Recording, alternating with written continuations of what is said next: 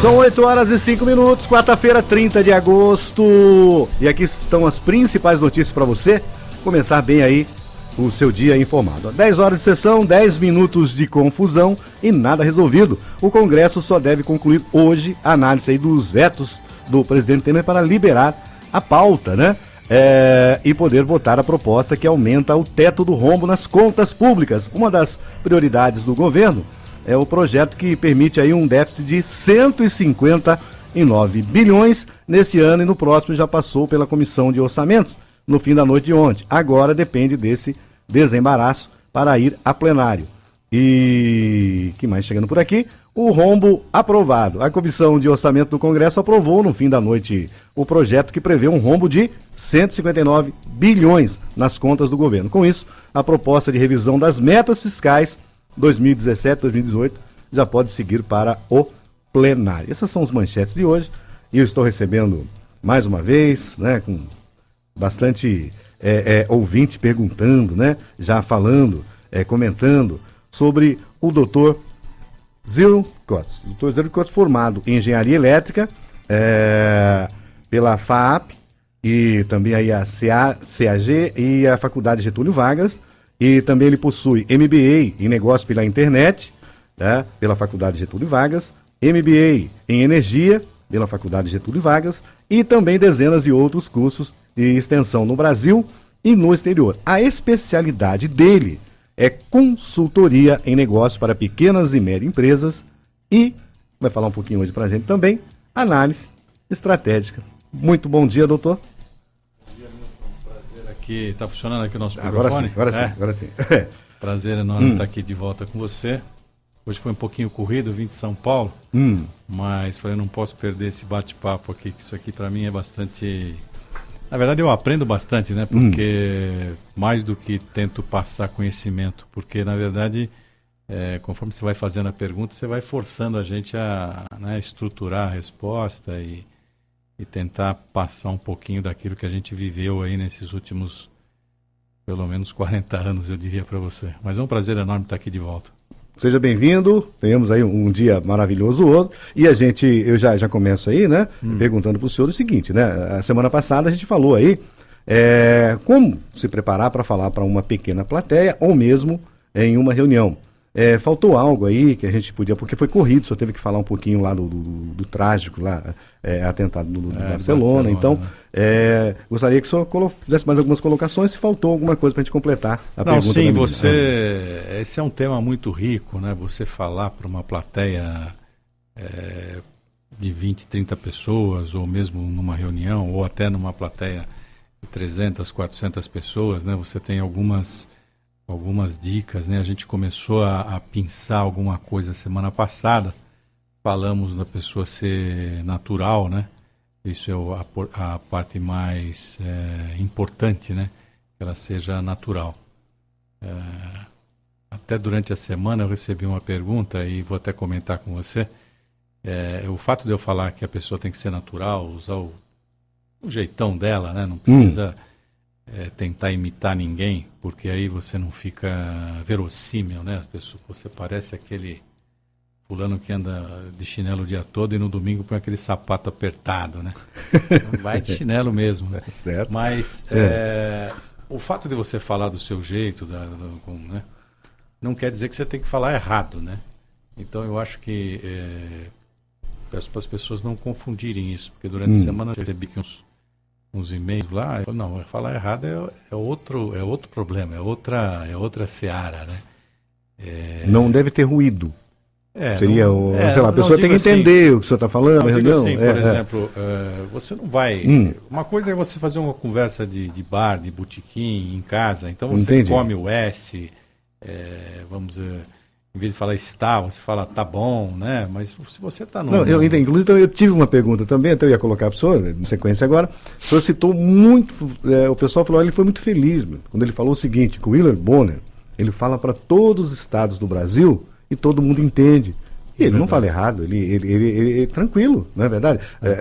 Fala daquele jeito dele, mas todo mundo entende. Então, o que a pessoa falou foi muito interessante, porque às vezes a gente vai fazer uma reunião, e aí eu tenho minhas gírias aqui do estado aqui que eu moro, e eu não posso levar, talvez em outro estado que ninguém vai entender. Tá? Então ele falou, doutor, realmente foi muito sábio nessa colocação mas dele. Isso, ali ele tem anos de estrada, né, de estudo e tal, né? Agora, a língua portuguesa, aliás, ontem eu estava no Secov, lá no sindicato patronal da construção civil, né, tem algumas coisinhas ali nesse segmento, e foi o professor Leandro Carnal, né? E ele colocou lá no speech, né, na apresentação dele. Aliás, por exemplo, quando você fala, eu falo, eu falei speech, né, que em inglês significa discurso, né? Se você usa uma palavra, por exemplo, que as pessoas não estão acostumadas, é de bom tom você falar a tradução na sequência quando você está falando numa apresentação, né? Porque você fala, a pessoa não tem obrigação de saber que speech significa discurso. Então você fala, então, no speech, no discurso dele, então você vai... isso também é uma dica para falar em público, né? Mas ele fala o seguinte, que o aluno dele chega para ele e fala assim, pô, professor, agora a gente, com essa globalização,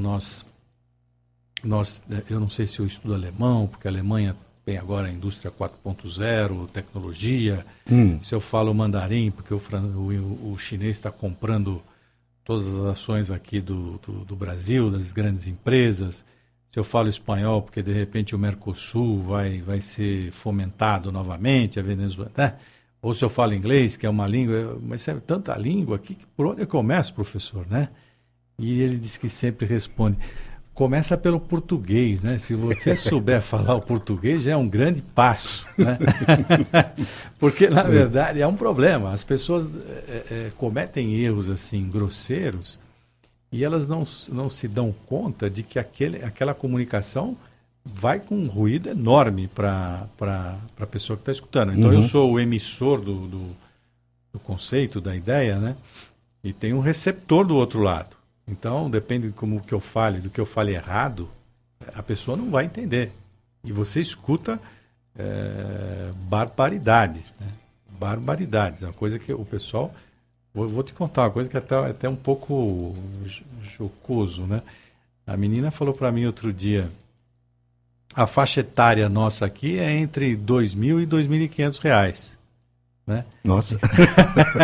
Então, vamos dizer... Tem idade? Então, vamos dizer, ela confundiu faixa etária com renda, né? E aí você recebe aquela informação, ela falou séria, né? Um erro...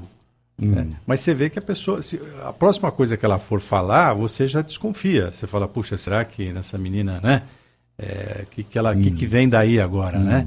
Então, eu acho que o brasileiro, do modo geral, e eu concordo com o professor Leandro, seria importante estudar um pouquinho da língua e tal, né? Ainda mais agora que as pessoas, vamos supor, estão modificando a língua com tanta rapidez, né? E isso é uma característica brasileira. Você vai, por exemplo, na França, eles não fazem isso. Eles não têm essa assimilação que nós temos, por exemplo, do inglês, né? Ele fala o francês, ele traduz para o francês e fala em francês. E aí ele entende o que significa. Nós não, nós importamos aquilo. Por exemplo, você fala, eu vejo muito jovem falar assim, hashtag Rádio Nova Sumaré, né? Aí você pergunta, o que significa hashtag? Ele falou, não, hashtag é hashtag, né? Tá na internet toda. E tá, né? Se comunica, né? Mas fala pra gente então o que significa hashtag. Não, hashtag, por exemplo. Aqui, você já traduz. Já traduz aqui, né? Os nossos ouvintes. Você tem uma cerca, em português, né? Cerca, você falou do gado agora. Isso, lá no incêndio em Tocantins. Então, o gado está lá em volta de uma cerca. Se você diminuir essa cerca, o diminutivo de cerca é cerquilha, né? Ou seja, uma cerca pequena, né? Então, a tradução, se você, por exemplo, for diminuindo, você tem uma cerquilha, uma cerca muito pequena. Então, o que você faz na informática? Você cerca uma determinada palavra, né? uma determinada expressão, então você põe uma cerca na frente, falando essa palavra está cercada, né? Então você, do inglês, você usa o hashtag, né? Então você, como se você circulasse aquela palavra, né, com uma determinada cerca. Então, certo seria a gente falar, bom, cerquilha Rádio Nova Sumaré 540. Se você estivesse na França, ele falaria, ele não usaria essa palavra ou qualquer outra palavra, vamos dizer, como é que a gente fala hoje, deletar, né? Deleta aí o que está não sei o quê, né? Ou seja, apague aí o que está escrito errado. Quer dizer, você pega o verbo to delete, em inglês, que é apagar, né? E coloca uma terminação nossa, que é o deletar, é o final, né? Amar, beijar, deletar, né? Cria uma coisa nova. A língua é viva, eu acho que é interessante, né? Mas, como fala o professor, vamos dizer, você tem que mais ou menos saber de onde você está tirando as coisas, porque daqui a pouco você vira um OVNI, né? Vamos dizer, a comunicação fica cada vez mais complicada. Mas, e aí, na verdade, a gente estava falando você estava só fechando, né, a pergunta primeira. Na verdade, eu vou dizer assim, eu não queria fechar essa pergunta. Porque tem muita coisa. Tem muita coisa para a gente falar. A gente começou a falar do como falar em público e tal, né? Certo. Eu acho que tem vários. Se você puder. Qual é a segunda pergunta que você tem? A segunda, eu acho que tem a ver com estratégia e crescimento. Porque o ouvinte quer saber o seguinte: existe uma estratégia de crescimento para a minha empresa, tá? Porque quando eu faço tudo na empresa, eu tenho que. Ele colocou aqui, olha. Eu tenho que bater escanteio, marcar o gol de cabeça e assinar súmula ainda, né? Foi ele. Então, como que ele vai ter tempo de ter uma estratégia? O crescimento aqui foi colocado agora, mas essa estratégia, como é que o senhor colocaria isso, daria a dica para ele? Bom, no rádio é sempre mais gostoso vir aqui, né? Porque é uma sala de estar e a gente vai conversando, né? E a gente fica tão à vontade que às vezes acaba falando o que não precisava, né? Mas o rádio tem essa dificuldade que não tem a imagem, né? Para, por exemplo, mostrar um plano de ação, como é que ele deveria fazer. Mas eu vou fazer uma ginástica aqui com você. Antes de você fazer um plano de ação, tem um passo anterior, e aí existem algumas ferramentas para você criar um plano de ação, um plano estratégico para esse pequeno e médio empresário. Aliás, eu recebi um comentário no blog, no drzerocost.com.br, essa semana passada, que foi assim, tem alguns textos interessantes, algumas dicas e tal, mas não tem uma ferramenta, porque eu posso pegar e sair usando, porque eu não tenho tempo e tal. Eu até criei lá agora, ontem, acho que antes de ontem, um bloco, né, onde eu vou colocar ferramentas, né? E aí existem várias ferramentas para você criar, por exemplo, um plano de ação, enfim, indo na direção dessa pergunta, né? Como é que eu monto a minha estratégia? Sim. Agora, essas ferramentas no mercado hoje, esses aplicativos, você tem preços dos mais variados. Você tem de milhões de dólares a ferramentas gratuitas, né?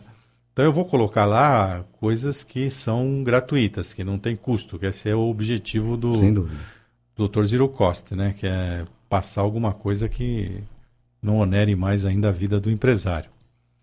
Então, eu vou colocar ali vou começar a colocar ferramentas nesse sentido. Eu acho que a ideia foi muito bem-vinda, eu agradeço ao Juliano Martins, lá da Residencial Vecom.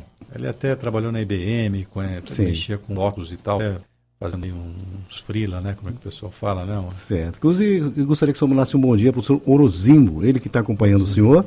Ele é de Campinas, da Vila União. Tá? Não sei se ele é empresário, me disse, mas eu sei que ele está acompanhando o senhor e parabenizou o programa e parabenizando a gente aqui pela entrevista que a gente tem com o senhor. Um abraço, então, ao senhor Orozimbo. É um prazer enorme saber que a gente está, de alguma maneira, né, contribuindo um pouquinho, né, para que esse país realmente cresça, né? porque que nós perdemos o bonde da história, isso eu já não tenho mais dúvida. Você né? vai comentar daqui a pouquinho. É outro assunto que a gente vai virar e falar as matérias do senhor daqui a pouco. Mas vamos voltar. Vamos voltar no nosso amigo ali. Então, na estratégia. Então, né? na estratégia. Você tem várias ferramentas. Eu vou falar eu vou falar o nome em português, depois eu falo em inglês, porque vai ser mais fácil de você encontrar na internet.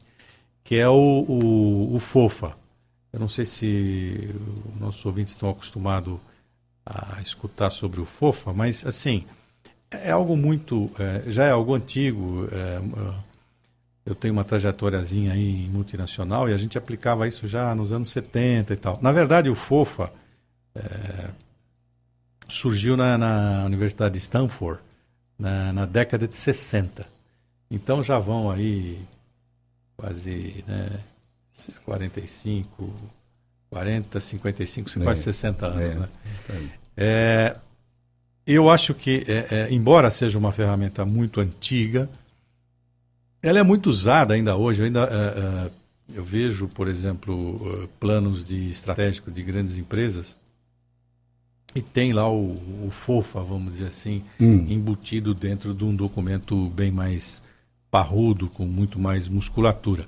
Mas, por exemplo, para o pequeno e médio empresário, eu acho que é uma saída bastante inteligente com custo zero praticamente. Né? Bom, então o que ele deve fazer? Ele deve pegar uma folha em branco, vou pegar uma folha sua aqui do que você tem aí para as suas anotações da rádio, né? E você dobra essa folha ao meio, né?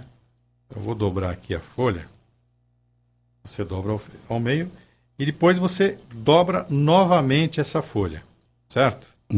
Então ela fica dobrada, você dobra ela 2 vezes. A hora que você abre a folha, volta ela à posição original, você formou nela 2 vincos, né? Um vinco na horizontal e um vinco na vertical. Correto. Ou seja, você dividiu a folha em 4 quadrantes, né? Certo. Então, o primeiro quadrante, você vai escrever a letra F, F de forças. Né? Primeiro quadrante que eu digo, primeiro quadrante superior. Certo. Né? O segundo quadrante, vamos dizer assim, superior do lado direito, né? Certo. Você vai escrever a letra F também de fraquezas. Certo. Né? O terceiro quadrante, ou seja, o primeiro quadrante inferior do lado esquerdo, certo? Você vai escrever a letra O de oportunidades, né? Certo. E o último quadrante que sobrou, que seria o quadrante da direita inferior, você vai escrever a letra A de ameaças. Então, se você percebeu, eu escrevi... Então, lá em cima vai estar F, F, e embaixo vai estar O, A. Certo? Opa. Então, eu escrevi, na verdade, F, O, FO, F, A, FA, FOFA. Certo. Né? Então, forças, fraquezas, oportunidades e ameaças. E aí, a segunda dica é a seguinte, o primeiro quadrante, a parte superior, os 2 quadros em cima, os 2 quadrados em cima, ou retângulos que seja, se destinam a coisas internas da sua empresa. Né? Então, vamos dizer, você vai listar forças certo. que sejam internas. Né? Certo. Você vai listar fraquezas que sejam internas. Né? Aí vamos comentar um pouco essas forças. Né? O que seriam essas forças? Então você olha para dentro da sua empresa, você fala, bom, eu tenho ponto forte aqui, né? Você vai listar os pontos fortes. Eu tenho, por exemplo, um time afinado, gente extremamente capaz. Eu tenho instalações que o meu concorrente não tem. Eu tenho, por exemplo, um capital de giro que me permite aí pegar uma marola aí por 4 anos, por 3 anos, enfim. você vai citando esses pontos que você caracteriza como forte. Do lado direito, você vai fazer o contrário. Você vai citar os pontos que você caracteriza como fracos. Então, por exemplo, meu preço, o cliente não vê valor nesse preço que eu coloco na minha mercadoria, no meu produto, no meu serviço, né? Ele acha que ele está super valorizado, né? Ou, por exemplo, as minhas vendas estão muito aquém, né? Muito abaixo da minha meta, né? Eu tenho clientes que falam inglês, por exemplo, e eu não tenho ninguém na empresa que fale inglês, né? É um mercado que eu poderia explorar, ou o mercado espanhol aqui no Mercosul. Ninguém tem essa expertise, né? Ninguém sabe, por exemplo, falar espanhol, né? Eu falo portunhol, mas se eu tivesse uma pessoa que falasse espanhol, eu venderia mais aqui para a Argentina, para o Uruguai, enfim. Então você colocou lá em cima quais são as suas forças e as suas fraquezas. Embaixo, como nós falamos, você tem do lado esquerdo, do quadrado inferior, o O de oportunidades, e do lado direito você tem o A de ameaças. Oportunidades e ameaças são fatores externos, né? Então, vamos supor, lá em cima nós falamos de fatores internos, que seriam as forças e fraquezas, e embaixo fatores externos.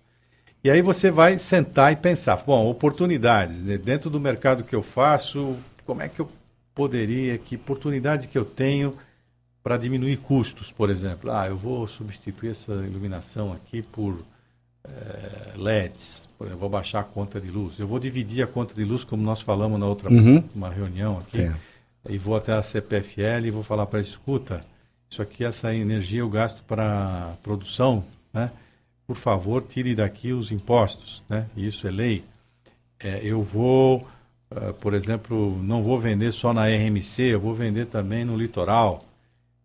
Você vai colocando lá oportunidades que você enxerga que podem melhorar o seu negócio, né? Do lado direito e último quadrado inferior, você vai colocar ameaças, né? Como é que são as ameaças aqui? Então, por exemplo... Se você fazer uma péssima venda, é uma ameaça. Se eu tiver um pessoal mal treinado, vamos dizer assim, pode ser Não, mas não é bem nesse sentido. É mais no sentido assim, puxa, eu tenho aqui um comércio. Parece que vai abrir eu tenho um comércio pequeno, parece que vai abrir um mercado grande aí, uma rede enorme e tal. Isso para mim é uma ameaça, né? Como é que eu vou encarar esse mercado do meu lado? Eu vou vender a mesma coisa que ele? Eu vou sair numa briga de preço? Eu vou perder, né? O Brasil vai aumentar impostos sobre bebida alcoólica. Eu vendo vinho francês, né? Como é que eu vou me virar agora para... Será que eu devo mudar aqui os vinhos, tentar fazer uma seleção de vinhos nacionais, fazer um comparativo? Entendi. Então você vai listando ameaças que você tem no seu negócio. A dica que eu te dou, vamos supor... Primeiro, você não ter pressa para... Não, vou fazer essa planilha agora, é uma página só, você não precisa grandes ferramentas de informática, né? Então, essa planilha, a fofa, ela é muito simples. A dica que eu dou para essa pessoa é assim, não fazer isso sozinho. Ele pode até fazer sozinho, que nem nós fizemos aqui um brainstorming aqui, uma troca de palpite, né? Mas ele faz, depois ele senta com algumas pessoas que conhecem o mercado dele, que tem alguma vivência, que tem alguma musculatura que pode agregar alguma coisa, e fala, você não pensou nisso, né? Você ameaça, você não colocou... Por exemplo, vou dar um exemplo de ameaça. Eu tenho vamos supor, uma companhia aérea. Um momento pro senhor, eu tenho que sair agora com o break e a gente já volta. Pode ser? Na sequência? Pode ser. Um minutinho. Já estouramos o tempo? Não, o senhor está dentro do tempo. Eu só vou ter que sair com o intervalo e já volto. Gente, 8h30, quarta-feira, 30 de agosto, a gente já volta já. Então, fica aí para você, hein? É a dica que ele vai dar agora, interessante aí sobre a ameaça, hein? Tá? Então a gente já volta já, é rapidinho, mas rapidinho. Você não, olha, é rapidinho demais, hein? Vamos lá. Você ligando, participando, 3873-2972. 8h31. Já estamos de volta, doutor. Vamos lá então para... A gente estava falando das ameaças. Ameaças. Então, a dica que eu dou, assim, você sentar com pessoas, né, num ambiente, até num ambiente não no trabalho, fora dele, não com bebida alcoólica, porque senão não vai chegar num denominador comum aí, né?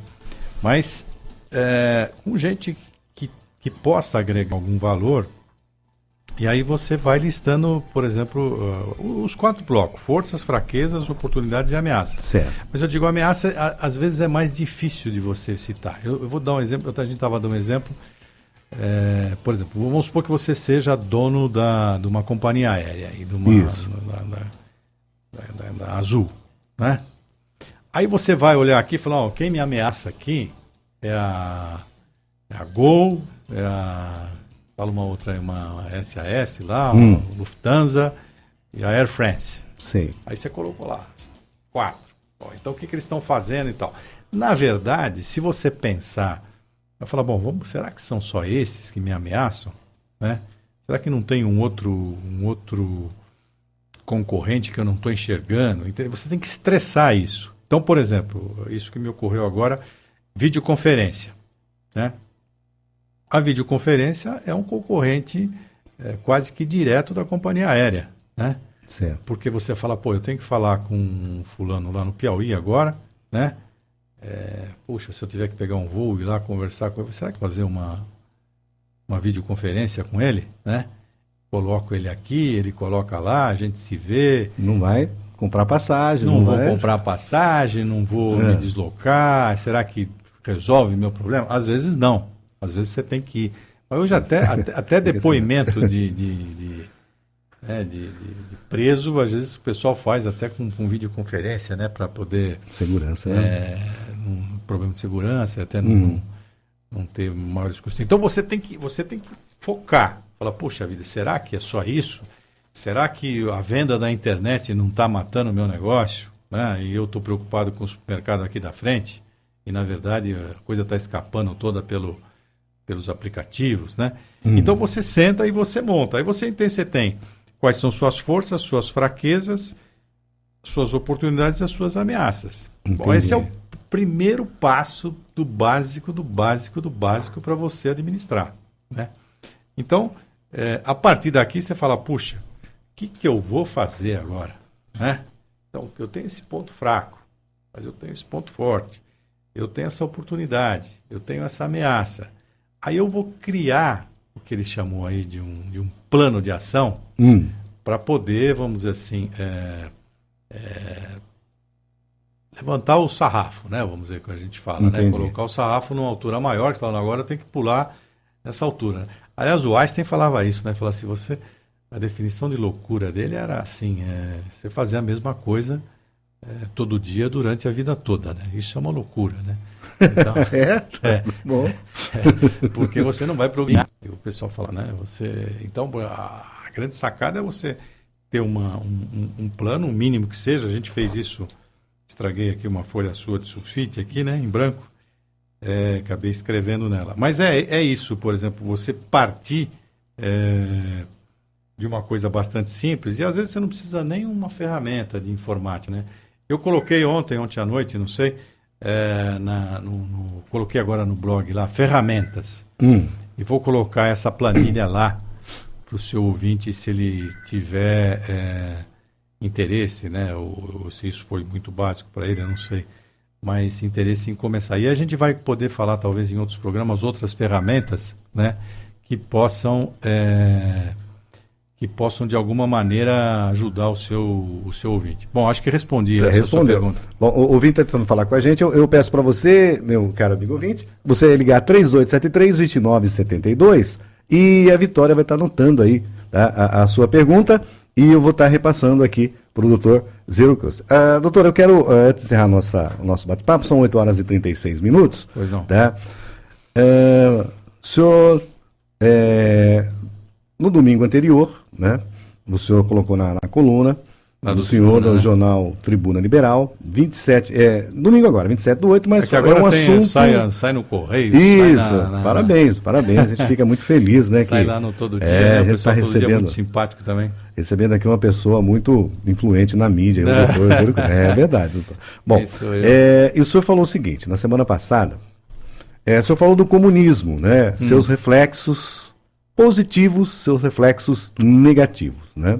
Então, e também o senhor colocou aqui que sobre a atenção do povo brasileiro na história e para o povo ter cuidado de não cometer os mesmos erros do passado, e porque nós estamos num momento muito especial agora, aonde há espaço para discutir reformas políticas e fiscal. Como é que o senhor colocaria isso? Bom, é assim, Milton, a história tem mostrado o seguinte, que são janelas que aparecem para os povos, para os países, né, e tem que ser aproveitadas, né? Então, isso não é muito simples de ocorrer. Então, por exemplo, quando você tem a implantação do comunismo na União Soviética, por exemplo, né? Você teve lá a Revolução em 1917 e depois você tem uma guerra civil ali, em 22 você tem o comunismo implantado através do senhor Lenin, né? Que era o figura número 1. Mas o fato é que é uma janela que abriu. Então, vamos dizer, o czar lá, o Nicolau II, fez um monte de erros e tal, o povo estava revoltado, ele fez uma série de coisas. Então, são várias variáveis, né, se eu posso dizer assim, que acabam entrando em linha e aquela oportunidade aparece, né? Se eles não tivessem feito a revolução lá em 17, provavelmente a Rússia não seria um país comunista, né, como é até hoje, né? Então, essas oportunidades, elas vão aparecendo para os países, e eu acredito que o Brasil está num momento desse, né, de passar, de lavar roupa, de colocar as coisas em pratos limpos e tal. Você não tem uma pessoa forte que pode, né, dominar e levar o país para uma loucura. Você tem aí várias instituições tentando se fortalecer e tal. Então, propostas novas, né, vamos dizer, de reformas políticas, de reforma fiscal, é um momento ímpar para ocorrer. Porque vamos supor que o Brasil estivesse bem, que a inflação estivesse baixa, que não tivesse juro, estava todo mundo ganhando bem e tal, feliz, né? Os caras continuam roubando, continuam fazendo. Quer dizer, se você for lá e falar, escuta, vamos refazer isso aqui, ninguém vai te escutar, né? Agora, como você está numa situação tão ruim, tão difícil, né? É um momento ímpar esse. Às vezes levam 50, 60 anos, né? Então, se o brasileiro não acordar para isso, fala, não, eu tenho que participar dessa mudança. Certo. E o senhor colocou também aqui na Semana de Arte Moderna. O que aconteceu lá em 22, que fez essa reflexão? O senhor colocou aqui uma frase do Oswald de Andrade, o senhor Oswald de Andrade. Tupi ou no Tupi? Se fosse na França, os franceses não aceitariam. Não, é que é o seguinte, você... O Oswald de Andrade, ele fez uma carta, não lembro agora o nome da carta, na semana... Você vê que a semana de 22, que é uma semana importante, porque você vê, a gente falou da Rússia agora, você vê que interessante. Isso. A Rússia, a Revolução em 1917, e o comunismo sobe, vamos dizer, se fixa definitivamente em 22, depois da Guerra Civil. Então, e nós temos aqui a Semana da Arte Moderna em 22.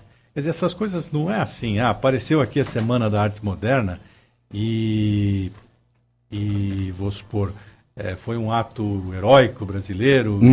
Não é assim. Ou teve a libertação dos escravos no Brasil em 88. Não, teve aqui, ali, acolá, a data, não sei o quê, rebelião aqui, rebelião lá, né? Entendi. E aí você tem toda uma conjuntura, né, nesse sentido.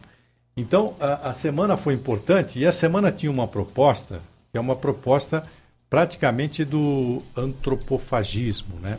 Que é o índio que come, que devora o outro índio, né? O Oswald de Andrade faz um paralelo com isso. Por quê? Qual que é a ideia? O índio está passando fome, por isso que ele vai lá e come o outro? Não, não é por isso, né? Ele come o outro que ele derrotou, ele devora o outro, porque na hora que ele ingere aquela carne, né, ele ingere também todo o espírito do outro.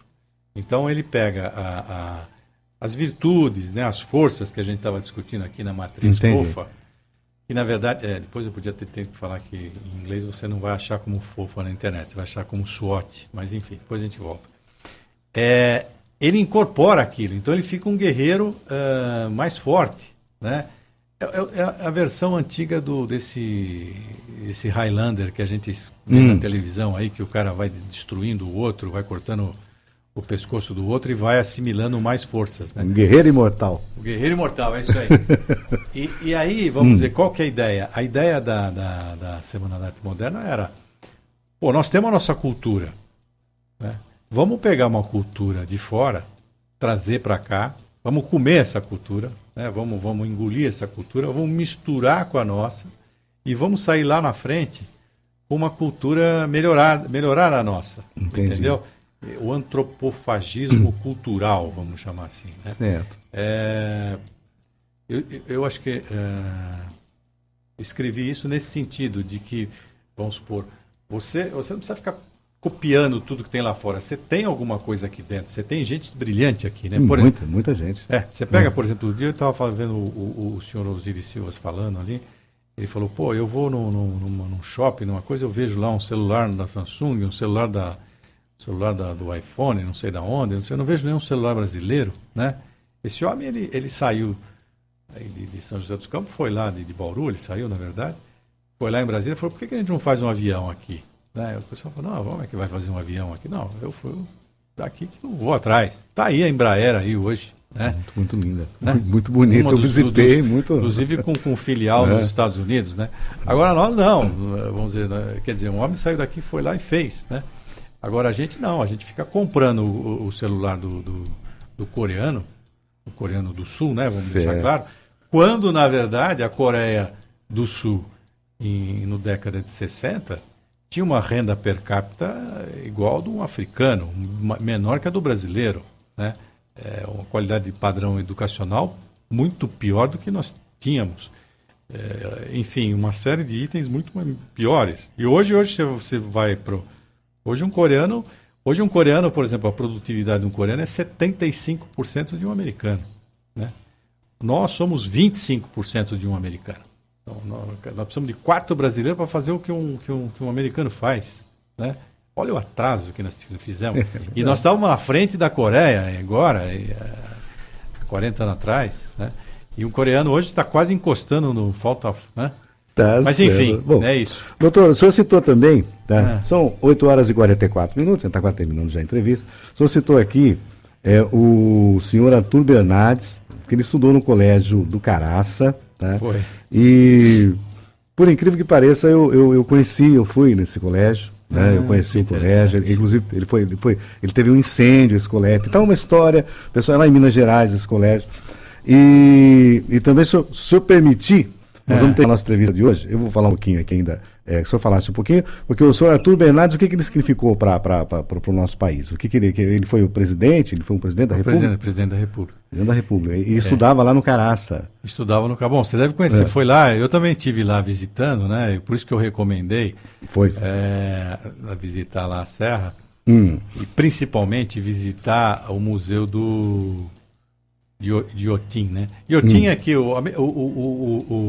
o mineiro, né, ele gosta de se juntar as palavras, né? Então você tinha um senhor chamado Tim lá, eu acho que era um americano, se eu não me lembro agora. Então ele, em vez de falar senhor Tim, né, ele fala Iotim, né, e ficou o nome desse museu Iotim, né? Daí vem a origem do nome. Mas é o maior museu da América Latina, aberto, né, para a natureza. Inclusive, se você for lá em um dia, você não visita. Não visita. Não teve jeito. Inclusive, uns 3 dias ali. O que chamou a atenção da gente foi que lá na capela, até inclusive o Milton Nascimento gravou um disco, foi em 82, e nós vamos encerrar com uma música do Milton Nascimento hoje. Acho que eu vou fazer a entrevista aqui agora. Perguntar para você. Você esteve lá, você esteve visitando com a família? Estive com a família. A gente foi para Ouro Preto, que eu queria conhecer, né? O meu irmão morava em Contagem, que é próximo ali, e gosta de viajar. Meu irmão, ele gosta, ele falou, Milton, você vai adorar, tá? Então a gente foi lá. Acho que qualquer brasileiro, todo brasileiro tem obrigação de ir a Iotim. Olha, fico aqui, eu vou deixar o meu recado carregar nas tintas aqui.